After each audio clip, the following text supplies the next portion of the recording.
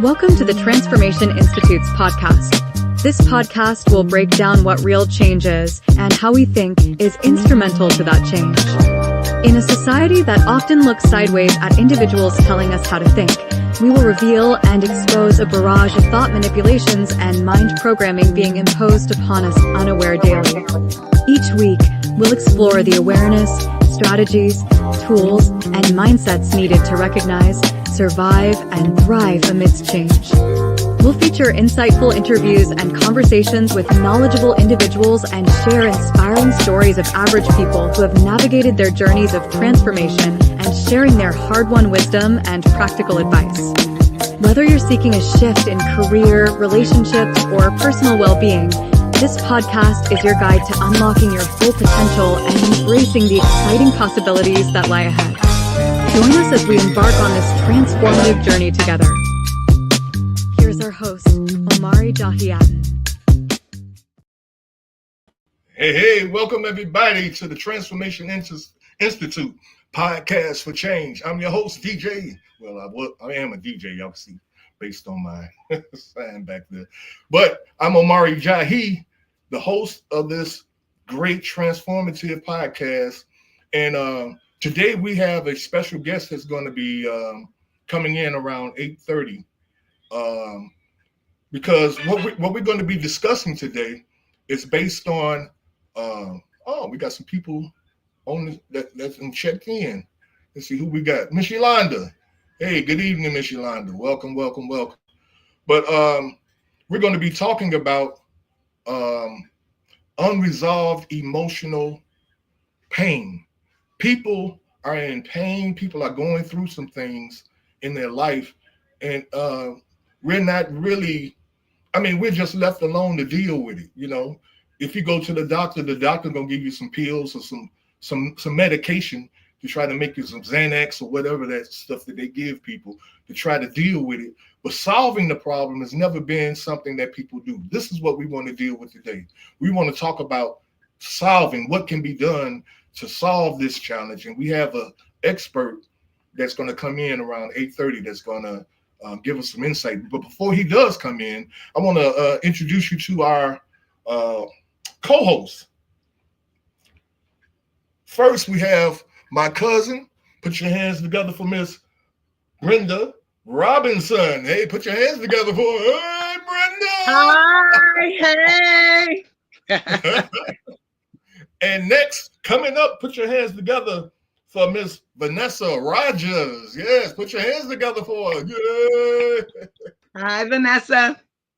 Hello. All right.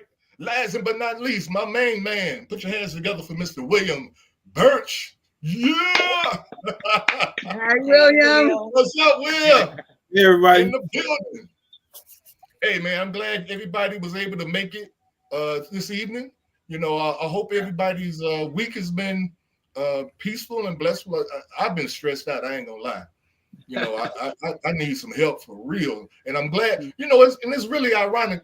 And it's not really ironic because I know how God works, that most of our subjects seems to have an effect on us, you know, at some shape, form, or fashion.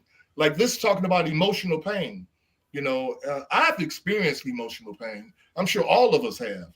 You know, when I was in college, my girlfriend dumped me for a dude that was living downstairs, man, and I was so hurt. I was heartbroken. And it took me a while to get over that, you know, and all of us have been through some things like that.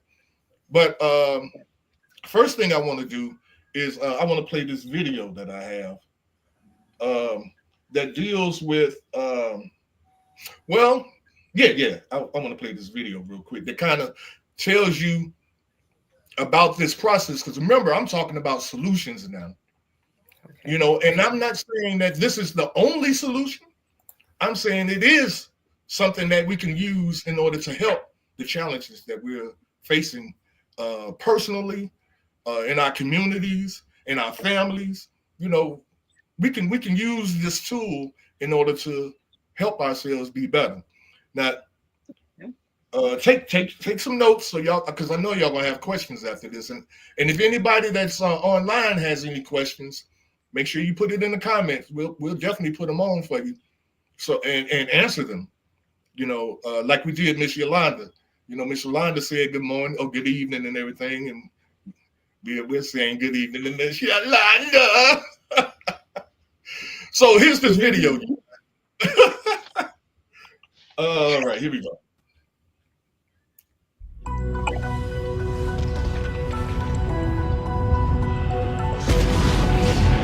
I'm gonna make it full screen.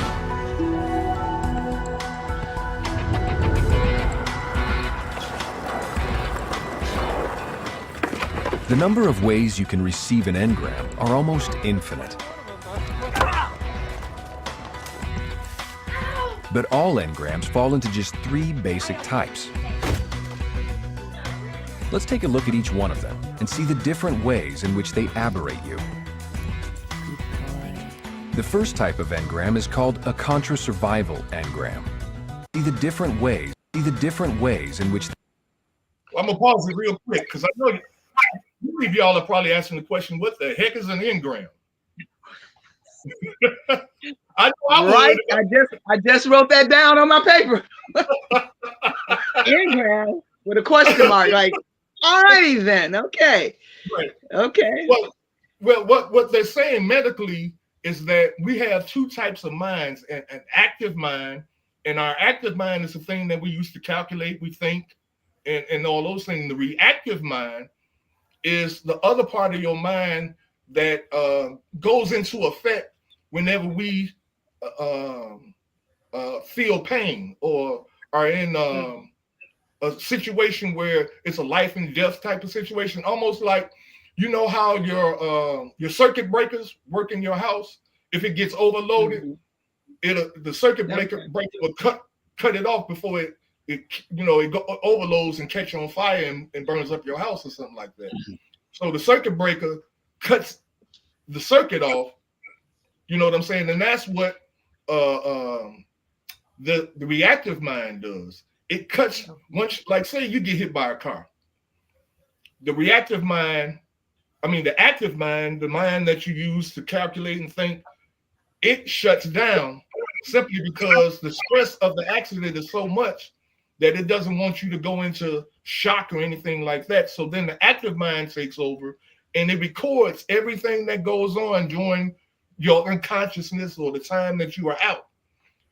Now, when that happens, everything that's recorded is called an engram. That's what engrams are. Those things that are recorded in our minds during times of pain, suffering, and unconsciousness. Y'all, did I make that kind of clear? Y'all got what I'm saying, right? Okay. Yeah, we got it. We got that. Okay, cool. They aberrate you. The first type of engram is called a contra-survival engram. Contra means against or opposing. So a contra-survival engram is an incident containing physical pain and data that threatens or seems to threaten your survival. Man, you're a loser! The contents of these engrams cause aberrations that act as blocks to your dynamics and your basic purposes. That was pathetic! You're not good enough and you never will be! Imagine going through life feeling that regardless of what you do and how hard you try, you'll never be good enough. I can't do it. I can't. I'm gonna tell him no. I'm not gonna take the promotion. What are you talking about? This is what you've been working for. No! Why? I'm not good enough, Carol, okay? I'm not good enough and I never will be. The contra-survival engram acts like a suppressor to you. But you're being suppressed by something from within yourself, and you have no idea it's there. See, that's what the engram is. It's something that suppresses your thrive for life and your thrive for survival. It suppresses it, but we don't even know that it's there, and it's being done. Like this guy, when he was a kid, he got knocked out at football practice, and the coach was telling him he ain't never gonna be anything, and that carried over throughout his life to where he was a grown man now saying the same thing. I ain't never gonna be good. I can't take that promotion. I ain't good enough for that promotion. You see, so this is what we're dealing with in our communities, and this is this auditing session is a way that I've seen, the only thing that I've seen that actually does some help, and it has nothing to do with taking medicine or being medicated or being hypnotized or anything like that. All right. The second type of engram is called a pro-survival engram. Pro means in favor or supporting of. Now, no engram actually aids your survival in any way. But the data in a pro-survival engram seems to help you survive. You can't relax. You gotta push yourself. You gotta push, push, push, and never let up for a second. Because the commands in such an engram seem to be aligned with your basic purpose to survive, a pro-survival engram acts as though it's part of your dynamic thrust. But it's an aberrated part that actually harms your survival. These engrams waste your life force by forcing you to obey irrational commands that your reactive mind thinks are necessary for your survival. I got it. A pro-survival engram causes behavior that's very aberrated, Dave, relax, man. For God's sakes, it's supposed to be a friendly game. and you have no control over it. Now, there is a specific kind of pro-survival engram called a sympathy engram that's the most aberrative engram you could have. A sympathy engram contains someone you think has rescued you or defended you when you were in danger. She can't breathe! That person offers you sympathy and protection when you're sick, injured, or in any way experiencing physical pain. My poor baby. It's okay. Daddy's here. You're safe now. And because they helped you survive, your reactive mind now thinks you need that person to continue surviving. In Dianetics, we call such a person an ally. The nanny who sympathetically fussed over you when you were hurt. The aunt who begged your pregnant mother not to abort you. Jackie, do not get rid of it. If you can't take care of it, I certainly will. Or the parent who saved you from a beating. I tell you to do something, you had better... What do you think you're doing? To your reactive mind, these are your allies. Sorry, baby. Mama will never let him hurt you ever again, okay? And you can't survive without them. Let's take a look at a sympathy pro-survival engram in detail, so you can see how devastating these engrams can be. You're still sick? Take a common childhood engram in which you're extremely ill. Cover your mouth when you cough. Now, your mother is typically not very kind to you. No, just play with your truck. Oh, Mother, finally you're here. My poor little boy. So your grandmother comes to your rescue to take care of you. It's okay. Grandma's here. While you're feverish, she gives you a lot of sympathy and promises she'll stay with you as long as you're sick. I'll stay right here with you as long as you're sick. Your reactive mind now considers Grandma an ally. Her purpose to keep you alive aligns with your basic purpose to survive. So Grandma is now identified with survival. So now you need Grandma to survive. How would you like a yummy peanut butter and jelly sandwich? Does that sound good? And since Grandma equals survival, everything she says and does, especially in this engram, is right and also equals survival. Don't worry, darling, because Grandma loves you. What's worse, anyone in the future who somehow reminds you of Grandma will also equal survival. Well, of course, if she has that... The reactive mind is pretty stupid that way. So when you grow up, you marry a woman who has the same accent or mannerisms as your grandmother, without knowing why. Darling, please? I am on the phone. Your reactive mind can't tell the difference between your wife and your grandmother. Don't worry, darling. So it thinks your wife is your ally. And allies are sympathetic and take care of you. That's how you survive. But your wife is not your grandmother. And she's not a sympathetic person. What? Nothing. I just want to be with my sweet wife. Well, we're talking, so why don't you go talk to the guys? Anyway... Now, you need her sympathy to survive. What did you do to get Grandma's sympathy? You were sick. And what did Grandma say in that engram? I'll stay right here with you as long as you're sick. So this is your reactive mind's computation. Grandma was nice to me and took care of me when I was sick. I need my wife to be nice to me. Therefore, I must be sick. This is called an ally computation. An ally computation says that you can only be safe around certain people, and you can only be around those people if you're sick or crazy or poor or generally disabled. So your reactive mind turns on the same somatics that were recorded in that engram, and you become psychosomatically sick. Honey, can you feel my forehead? I think I'm coming down with something. It's hot outside. You're probably just hot. No, go get something to drink. Did I miss anything? But your wife doesn't respond like a sympathetic ally. So the computation gets stronger, and your psychosomatic illness gets stronger, all in an effort to make her be your ally. This is the basic pattern of all sympathy engrams. Bye-bye. Okay, it's more to it, guys, but I'm gonna shut it down there because I'm sure I know I would have a bunch of questions based on all the stuff that we just heard and everything. But let me say this, that all of these different types of ways that the mind operates. And see, you got to understand this too. We're not talking about the brain. The brain is one thing. We're talking about the mind, which is much larger than the brain. And these engrams can cause, remember we were talking about being triggered? How words can trigger us and they have you to act a certain way. And they trigger, and this is what engrams are. It's something that has happened to you. You've been hurt in a certain way, and then at a later date, something occurred that triggers all of those emotions back again.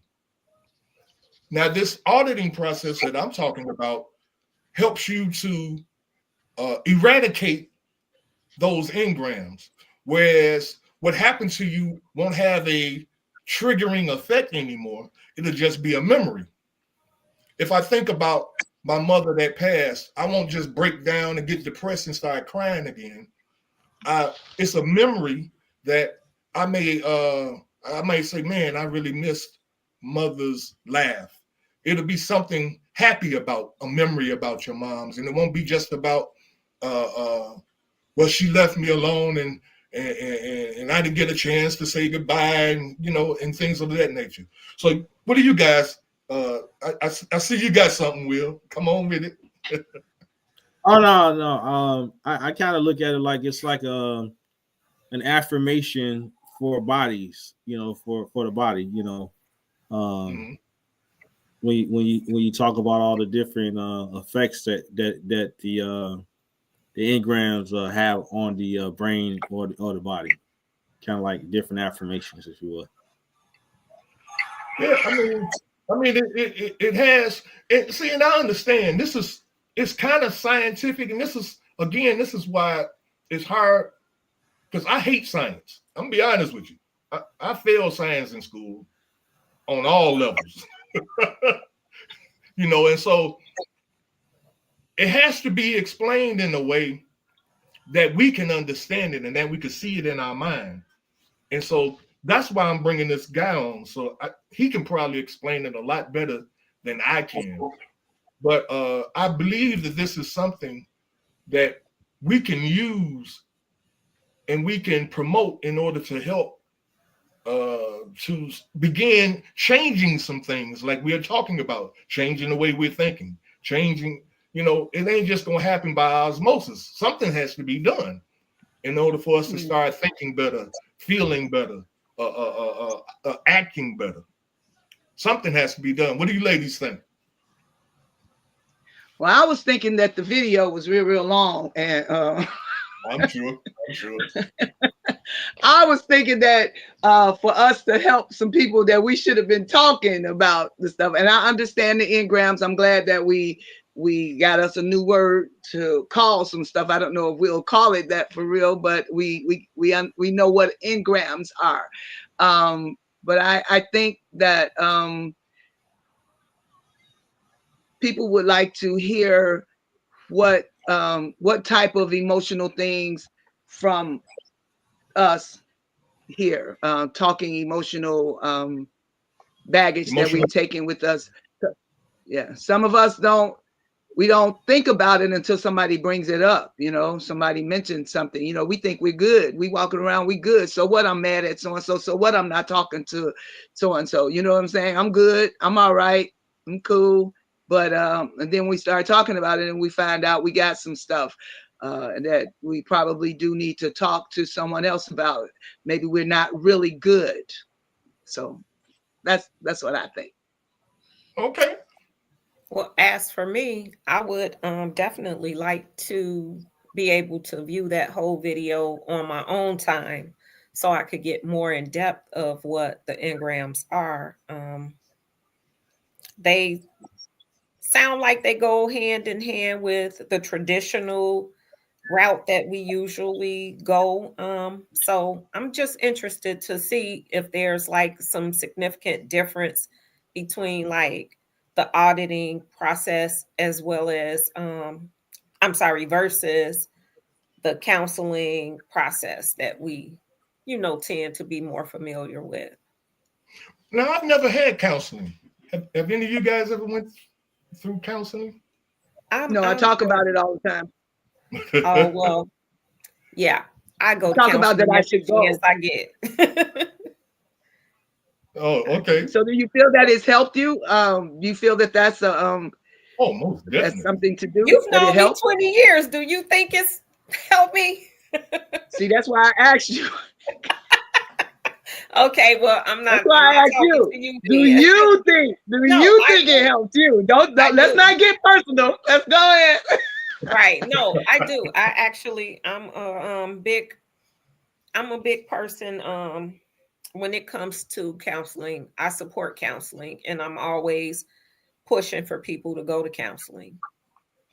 Okay. All right. What about you, Bert? The worst part for me is I always seem to pick it up when I'm in the midst of needing counseling, more so than just continued maintenance. Now, I mean, are we? I'm speaking general now. Are we so, as a people, are we so hurt and disappointed and disgusted to the point to where we need auditing or counseling, but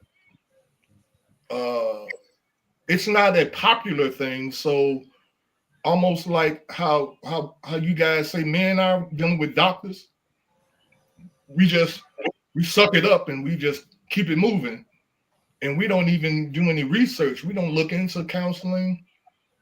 We don't look into because nobody wants to accept that they have some kind of emotional disorder. You know, there's some bipolar people that don't even know they're bipolar, you know. But the thing is, we've been made to believe that just because we have been affected by some emotional, what's the word I want to use? Well, an emotional, we've gone through an emotional tragedy or something to that effect, that we are crazy. And nobody wants to consider themselves crazy. So they just say, oh, well, I'm good, basically. And well, actually, these days people are talking more about counseling. It's a big thing now. People are going that never went before, because I think mostly because it's trendy. Yeah, it's like when you go to the doctor now, they have a little survey, and they ask you the kind of thoughts you have and stuff. You know, it's even before you get in to see the doctor, they give you a little survey to see how you are, and then they ask you at the doctor, would you like to talk to someone? If you put on that survey form something, you check something that may need a little more, you know, getting into, they'll ask you if you would like to talk to some of their counselors. I mean, that happened after the pandemic. a lot, but I think counseling and therapy now is trendy. I think some people go because of the trend. Like there's always going to be somebody going just because it's trendy, but I think it's a bigger thing now. I don't, even though I still agree that people don't want to be considered crazy, but like I said earlier, I talk about going to counseling. I say that I need to talk to someone, and I guess subconsciously I must feel that I don't really need it or something, because I've only talked about it. I never have gone to get it, but I do believe that it's something to help people. But guess how many people feel the same way you do? You see what I'm saying? I don't know. Like I told you, I know so many people going to therapy nowadays, though, more than I ever known in my whole life. So many people are going. So you kind of touched on something when you said the pandemic. So yeah. All of the questions that the doctors ask you now, they asked you then. You just notice it more now, and they're really centered on trying to get you to answer those questions, because a lot of people had like real meltdowns because it's something about being told what you can't do, or being confined to a home, or being confined wherever. It does something real. And it's almost like, see, they never dealt with it as a society as a whole. They see stuff like we went through during the pandemic. They see that in prison life, like where people are confined. They see that in those societies. But when they saw this as a whole, now it's like, oh my God, these people are breaking down. They're really in need of therapy. So I don't think it's trendy. It's like, oh my goodness, more people are really affected more than ever before. So let's see if we can talk to some of these people and get them in to see someone. Talk therapy does wonders. And it's like when we all talk to each other, when the cameras aren't rolling, there's a magic, because we are actually helping one another. Even if you don't know it, you're being helped just by releasing everything you're going through or talking about. So all of that, I don't think it's a trend. But you kind of touched on something too, Omari, when you said 1 minute, the menopausal brain. When you were talking about how we oh, this is bad. I'll come back. I'll come back. No, I'll come back, because my moment could last forever. Probably need to be in therapy for that. But no, honestly, it's not one of those things where it is based on us being looked at as, oh, you're crazy, or you don't need counseling because this or that. We all need to talk to someone at some time. Now, if you gonna put it all, depending on who you are, some people say, I don't need to talk to anyone. I go to God with everything. Well, God gave us counselors and therapists. So there you go. Yeah, I mean, but go ahead, Will. No, I'm one of those people that God is my counselor. And that's fine. I have no problem with that. I don't think another human can tell me nothing. They got problems themselves. That's just my opinion. God got the answers, in my opinion. So, but we have a comment. We have a comment, guys. You see the comment? Yeah, we got a couple of people commenting. Okay, so we not like gonna address them, say anything to them?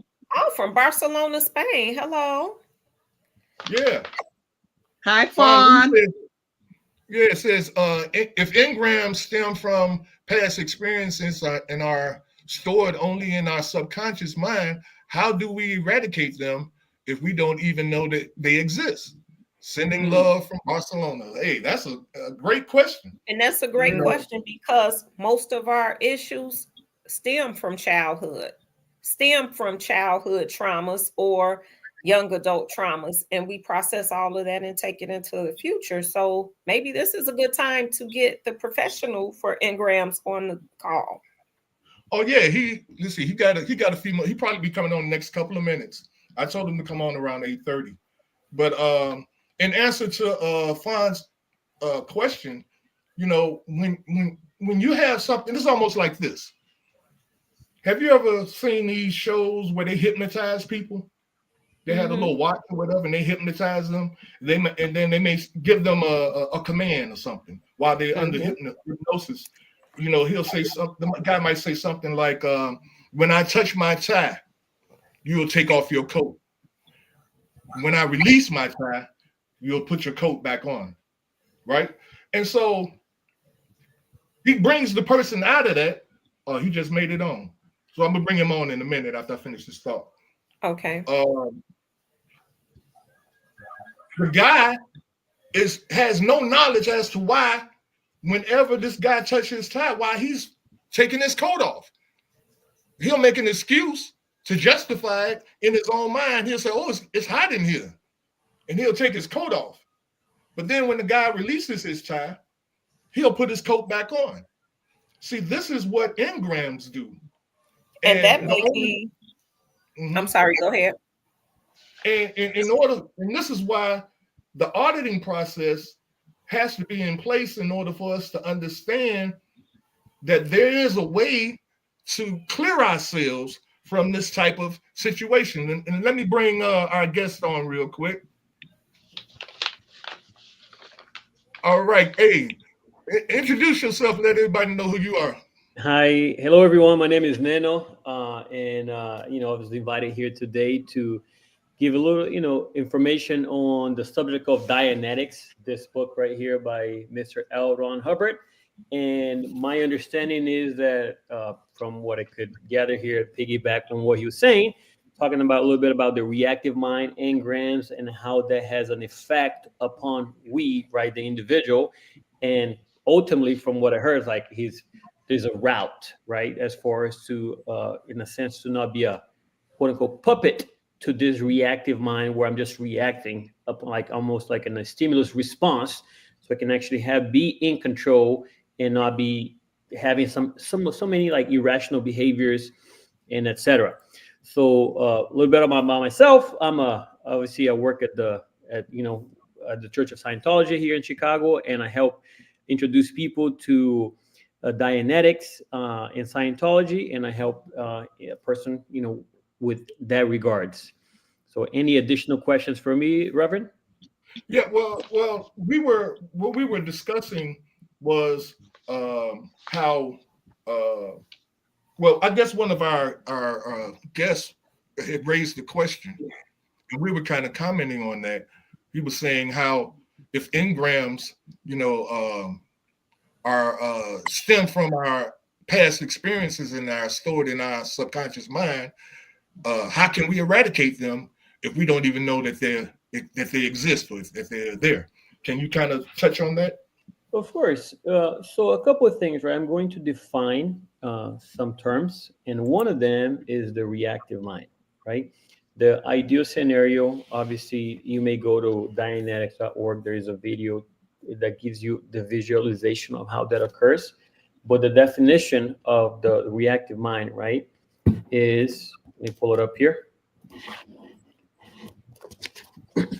is a portion of a person's mind which works on a totally stimulus response basis, which is not under his volitional control, and which exerts force and power and the power of command over his awareness, purposes, thoughts, body, and actions.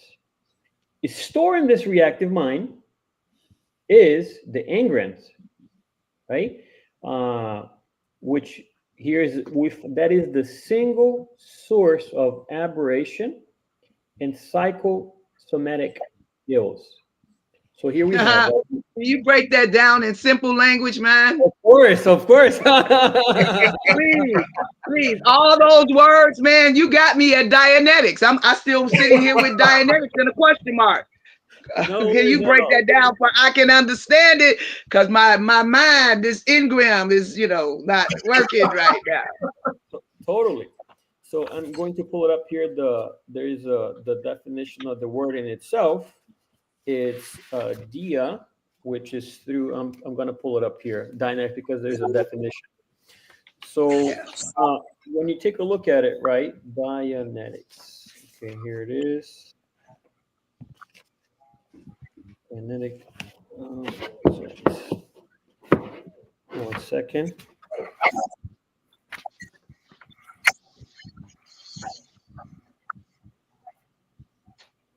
So we had, this is a science of the mind. I'm looking for the definition here to give it to you.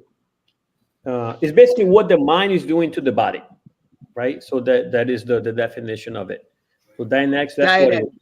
Dianetics. What the Now, mind is doing to the body. Okay. what the mind or soul, what the mind or soul is doing to the body, right? Okay. On this mind, we have the analytical mind, which is what we use to be rational, right? Okay, I'm going to pay my bills. I'm going to cook breakfast. I should not cross the street, right? Whenever the car's coming, like the things that allows us to be rational and human beings. The reactive mind, right, is this mind that almost like works on a stimulus response, what I just read it to you. When there's a moment of pain and unconsciousness and pain, things get stored in this reactive mind, right? Now, what kind of things are we talking about? Yeah, I'm going to break that down for you, right? So let's say, for example, we're born, right? From that single point, right? From us being born, there's a somewhat of a painful moment for the being, right? So like he's going through a lot, right? Exiting the body of the mom. So the mind, this mind, it is recording, like almost if you think about it like a computer, right? It's just recording on a very literal sense. So another example, I could be going up of a ladder. I fall. I hit my head. I go a little unconscious.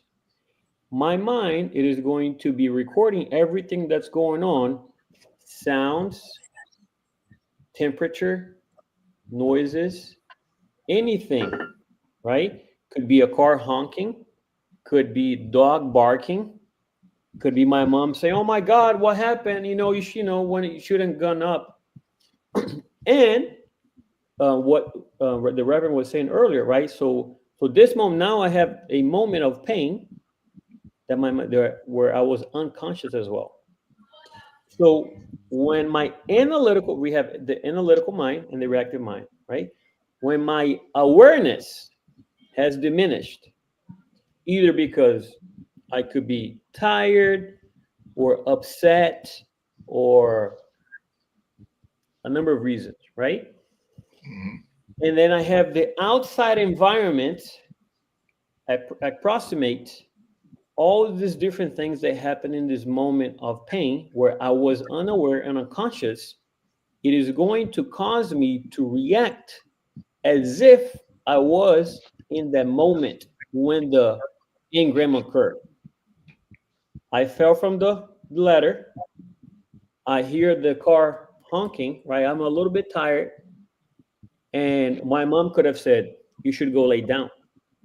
Now, all of a sudden, we're not talking about a coach. We're talking about, you know what? I feel a little tired. Maybe I should go lay down.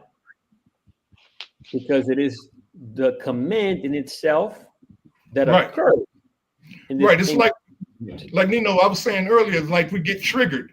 I think in Dianetics, they call it keying. That's right. You get triggered by hearing a car horn, and if you're tired, then when I fell off the ladder, I hit my head. So now when I hear this car horn honking, and I'm a little tired, now my head starts hurting in the same place that it hurt when I fell off the ladder. And so I was triggered by those things, me being tired and the horn honking. And so now I'm reenacting that whole incident again. I feel tired. I need to go lay down. But that's what my mom said, right? You see what I'm saying? So we reenacting that whole scene. So that we can kind of understand what it's about. That is correct. Now, that is just one example, right? That a person may or may not be aware of it. So the word that it is in this book, it is called dramatization. I am dramatizing what occurred, literally as if I'm in a play, right? When we take a look at the word, I could be upset, let's say, I'm a child and I get hit by my father, and then I go a little unconscious. Oh, you're stupid or whatever, right? He says, and then he knocks me out. And whenever there's an environment, my environment around me, or there's enough re-simulators or enough trigger points around, I could be dramatizing that to what my dad did to me towards other people, toward my own children. Overtly, right? There's different ways this dramatization can occur. Or it could be a dramatization where I'm going to introvert because the environment tells me it's dangerous, even though it is not really dangerous. But I'm operating under this response, this engramic moment that occurred from a moment of pain and unconsciousness, that it is below my awareness level. If I was aware, I would have control of it, right? Which would not be a problem. So what this, on Dianetics, right, is there's a technique that allows a person to basically erase these moments of pain so you can return back to yourself, your consciousness and awareness to the point that you're able to do because, right, over your life. So you don't have to be dramatizing or in a sense like having these aberrations, right? Like a irrational behavior, right? Because it doesn't make sense for me to start smacking my kids for no reason, right? Or talking in a sense that it's uncalled for in an environment wherein somebody could have just be asking me a question. Right, like Nino. Did I say that right? Is it Nemo? Nano. Yes, sir. It's okay. Yes. So now there's a lot of things going on in the community. There's domestic violence.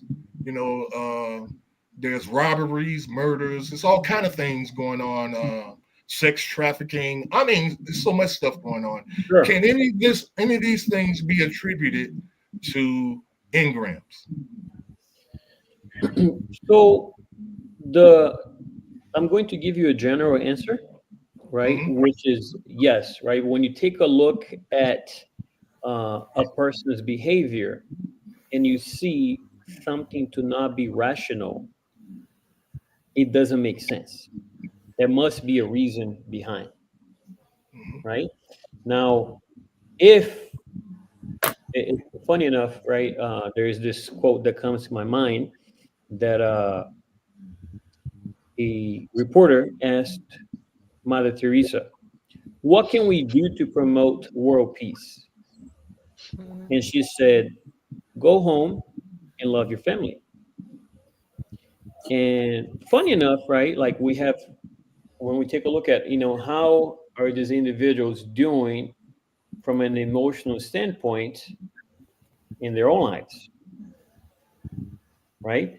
Now, if we go, again, each case is going to be each only individual case, but when you take a look at it, there's something must have occurred, a contribution of factors, right, for that to be in, right? And if a person would know how to operate or have different options as what to do, it doesn't, like, the being at the end of the day, he still is himself, right? But if we give tools to people for them to know better and do better, they have a chance of doing so. Right? Understood. Understand. So I have a question. So with the engrams, it's basically a matter of just knowing behaviors and like what triggers behaviors, how those behaviors affect you mentally, physically, emotionally. Is that a question for me? Yes. Okay, got it. So I want to make sure that I understand. So you want to say that these engrams is like it's how it affects a person emotionally and like from a behavior standpoint. Is that your question? I'm saying engrams, just in general, they're pretty much us being able to say we understand behavior, what triggers behaviors, like past behaviors, how they trigger us in the present and future. Is that more what engrams are based around? No, so in an engram, you have a moment of pain in unconsciousness that occurs in a person's mind. That's what that is. How do we know that? Where did that come from? How do we know that? And my question was, how do you know that? My question about that was because you're saying the unconscious mind. Well, sometimes the behaviors that we exhibit come from things that we kind of locked away. So sometimes in our locked memories, we behave certain ways because those locked memories, even though we aren't really knowing that, okay, this is occurring because of this that happened. Like, let's say I got dropped on my head in 1972. I might be thinking there's something to anytime I'm around stairs where I like freeze up. And it may be because my mind and body remembers being dropped down those stairs. But I consciously don't know that's why I do it until maybe someone points it out. So I'm asking, is that the same way that what you're describing as the engram, is that kind of the same thing? Is the way I'm interpreting the behaviors? Well, the engram in itself, right? It's this stored painful moment in the person's mind. So is it only storing bad moments? On the reactive mind, yes. On the analytical mind, right? We have obviously our memories, which now it's under our control. With this is like kind of like what you said, right? Like it's quote unquote locked away where we're not looking at it, where we're unaware of this is playing a factor to today. What we want to do through the Dianetics auditing, we want to get these painful moments, have them release and go from here to here that I can look at it and have this be under my control. Now, I may still be a jerk, right? Like, you know, I have the free will to do so, but it's, at least I'm not doing out of a dramatization because of this occur, right? This painful moment. So then it seems like you didn't get any help then. If you could still be a jerk even afterwards, what's the point? My next question was, so when you pretty much say, okay, this is the engram involved, and it is this situation that occurred that made you react this way, what is your next step to like helping someone deal with that? Yeah, well, to change the outcome. For sure. First thing I would recommend would be for the person to get the book, right? Because and go, or we have videos, we have different things. But having knowledge on how your mind works will give you an upper hand on what to do.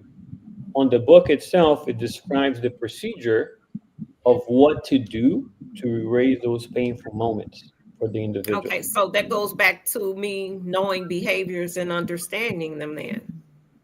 Yes, on the sense, right? I don't know if you can really see it. This book here is divided into 3 books, like book 1, book 2, and book, a couple, and we have the theory and we have the doing it. There's a couple of things that the book breaks it down, right? It's almost like we had a manual for the mind. Okay, good. And how can we actually put into practice the activity of removing this irrational behavior, right? Kind of a thing. So outside of reading R.L.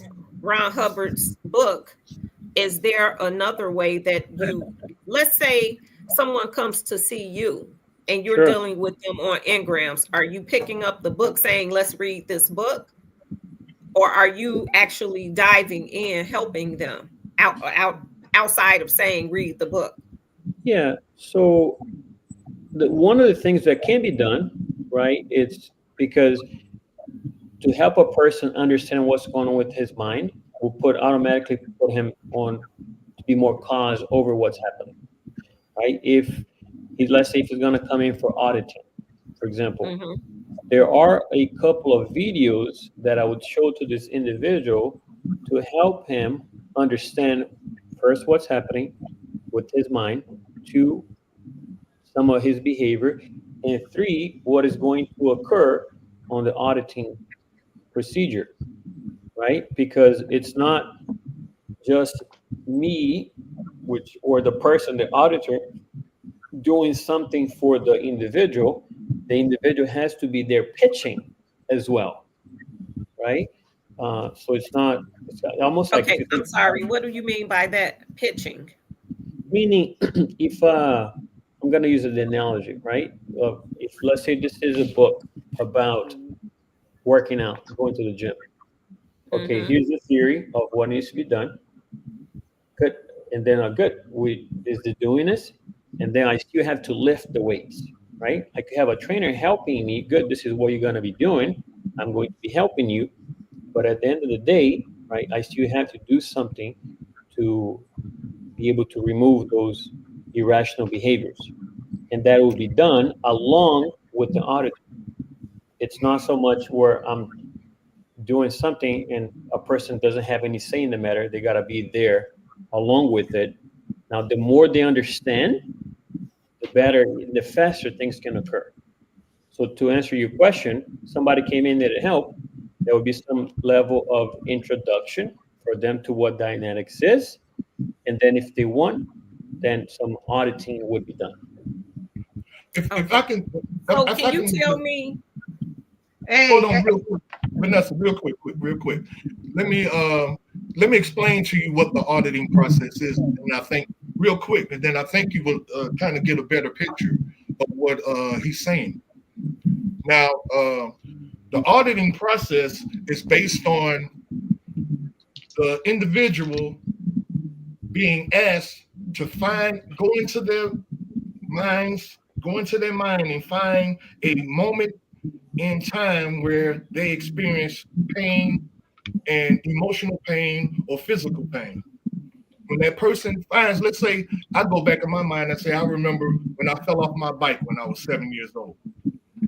Now, your responsibility as the person that's being audited is that you have the role that you are playing is being one to recount what happened to you over and over again. And the more you do it, the more clearer things get and you remember things. And that process is what causes your engrams to be erased. The more you do that, that causes your engrams to be erased. Now that's the role you have to play.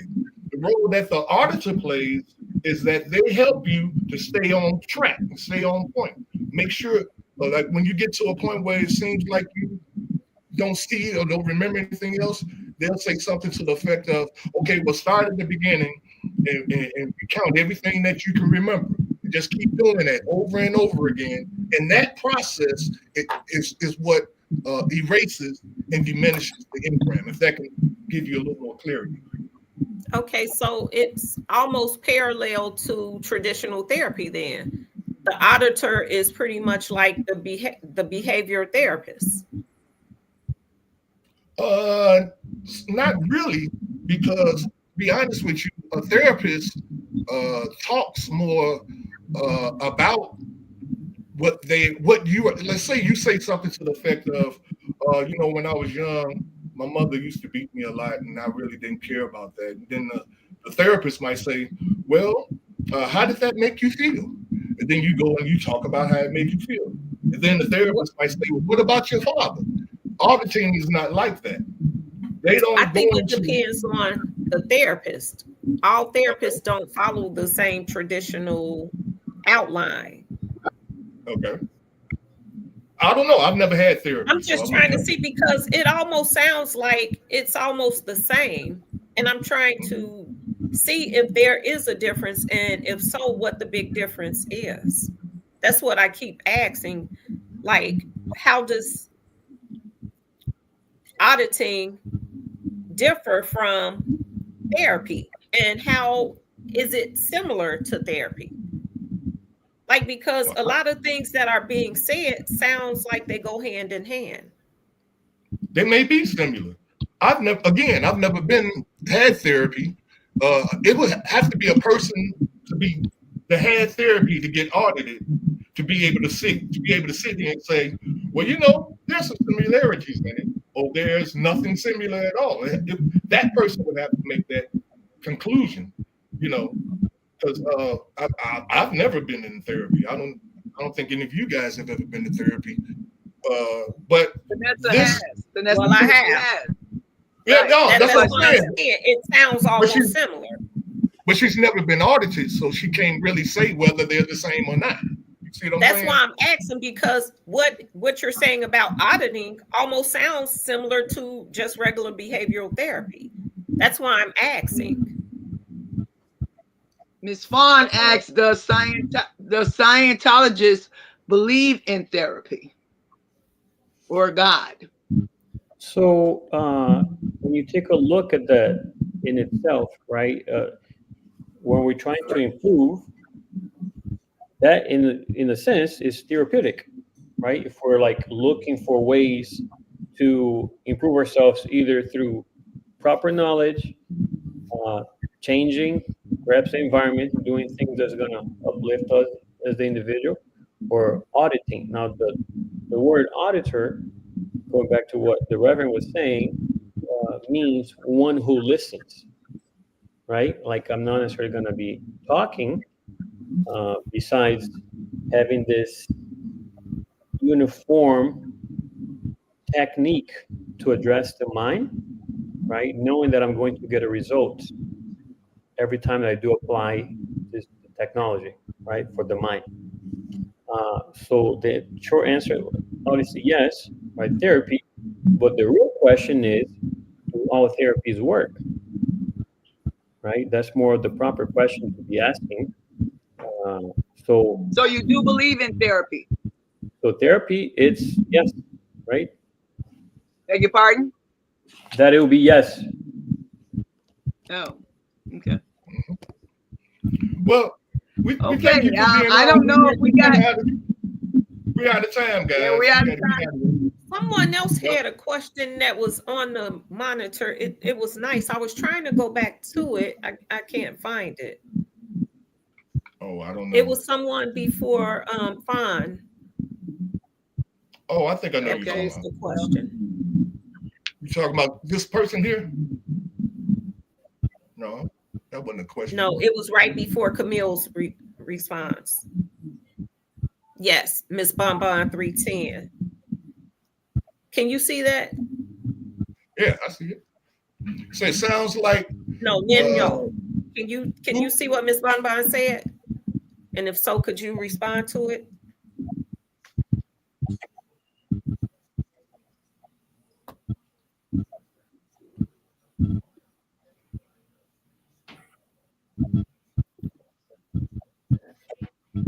Did he hear us? Can you see it or no?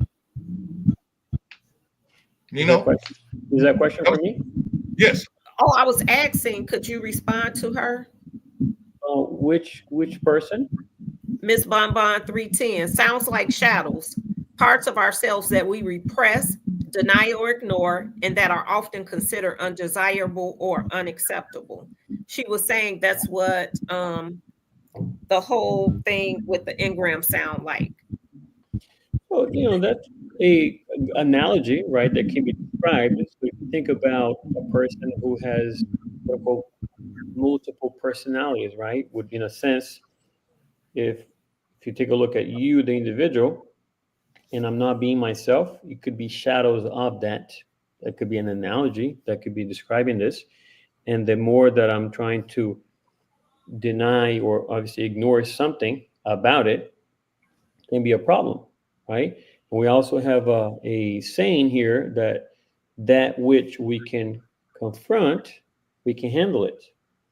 And if I'm unable to look at something, if I'm not confronting something about me, it makes it difficult for me to handle it. All right, guys.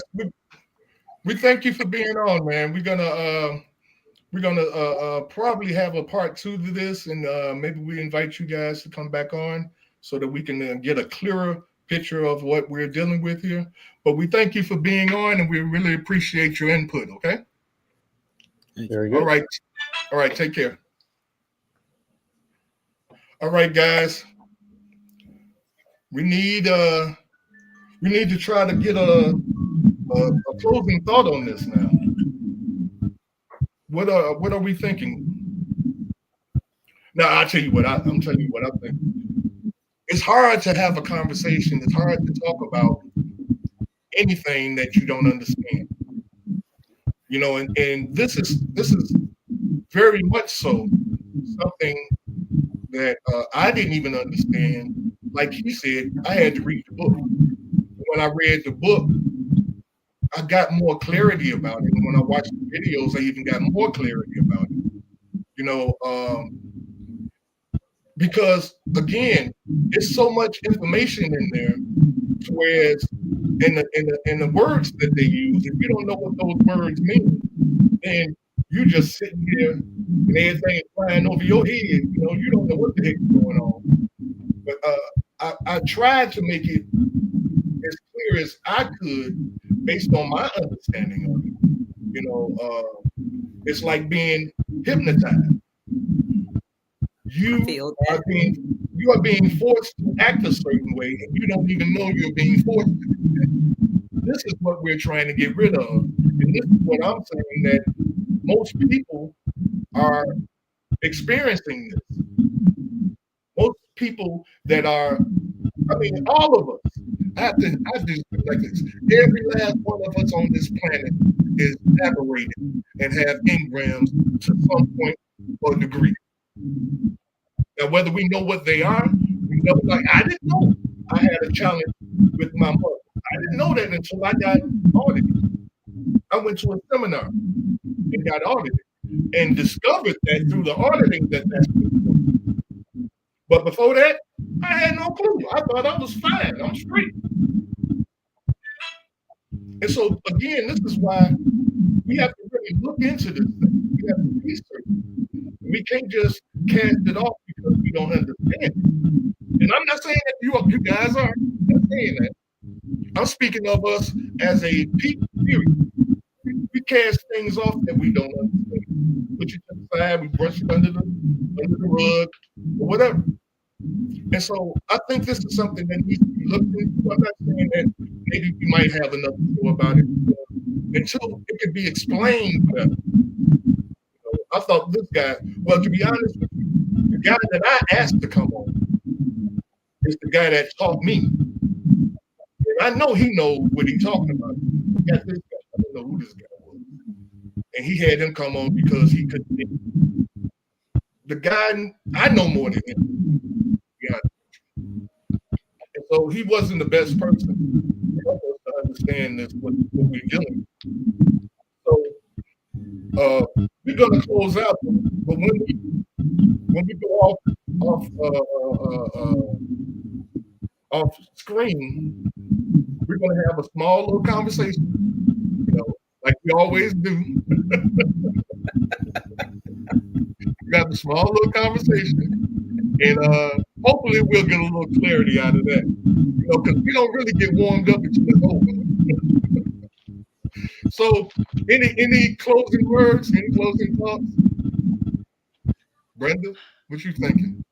You need more information. No, don't need any more information. I'm gonna say this just me. Okay. Yeah, it seemed overwhelming, and you just said that we may, you know, you said don't just sweep it under the rug because you don't understand it, but it almost it almost stressed me out. Wait. It almost stressed me out listening and talking about it. Do you really think I want to deal with it on a personal basis? I'll opt out, and I'll pray for understanding and pray that the Lord will give it to me. And hallelujah, that's my closing thought. I was going to say hallelujah. So my closing thought, if you're going to read the book of Dianetics, good for you. If you're going to try counseling, meditation, journaling, whatever you need to do to make you a better person and get resolved with any type of things you're battling, do what makes you happy. Do what is going to make you whole, whatever form that is. Okay, Will. And like Forrest, that's all I got to say about that. Understanding Scientology. Scientology is like understanding the Bible, so it can be interpreted, many ways, man. There's a lot of things to break down in there, so we'll never learn or understand what we're trying to understand. Segment like this here. Okay. So, and again, that's the thing. See, a lot of it, and I look at it like this. See, Scientology, everybody got this, how can I say it? It's almost like the occult. When you say the word occult, everybody like, oh, that's the voodoo stuff. No, I want nothing to do with that. And I'm kind of like that too. I'm not into Scientology. I could care less about Scientology. I didn't go there to become a member of Scientology. I went there to get the information, because when I went to a seminar and I underwent the auditing process, what it did for me, I was like, man, that's amazing. And I wanted to know more about it. Now, when I went there and I paid for the course, now mind you, I paid money to take this course to learn to be an auditor, and I came away with my certificate. So I'm a certified auditor, right? Now, they tried to make me a member of their church.